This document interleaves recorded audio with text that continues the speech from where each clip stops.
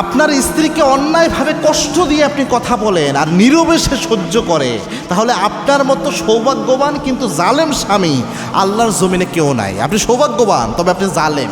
এইটার ব্যাখ্যা আমি দিচ্ছি। আপনি আপনার স্ত্রীর সাথে, অনেকে রয়েছে স্ত্রীর সাথে যাচ্ছে তাই আচরণটা করে, মনে করে ভাত কাপড়ের ব্যবস্থা তো আমি করতেছি, আমি স্বামী হয়ে গেছি। এত সহজ না। আপনি যে যুগে ভাত কাপড় দেন নাই, আপনার স্ত্রীর ভাত কাপড়ের ব্যবস্থা আল্লাহ করেছে। আল্লাহ প্রত্যেক বান্দাবান্দির রিজিকের দায়িত্ব তার হাতে নিয়ে নিয়েছেন। আপনি আপনার স্ত্রীর দায়িত্ব ছেড়ে দেন, আপনার রিজিকের বরকত আল্লাহ এমনিই কমায় দেবে। এটা নর্মালি আপনার রিজিক, তার রিজিকটা আল্লাহ আপনার মাধ্যমে তাকে দিচ্ছে।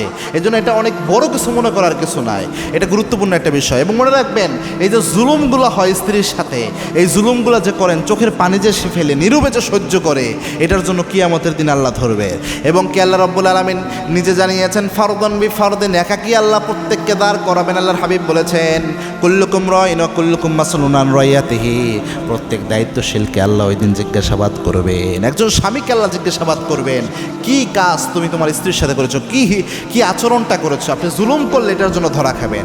এখন আপনি আপনার স্ত্রীর সাথে অনেক বাজে আচরণ করেন, হয়তো অযথা অন্যায়ভাবে তাকে কটু কথা শোনান, বাজে কথা শোনান, কিন্তু সে তর্ক না করে, ঝগড়া না করে, মুখ বুজে নীরবে সহ্য করে, চোখের পানি ফেলে কান্না করে, এর মতো ভদ্র মেয়ে তো এ যুগে পাওয়া যায় না।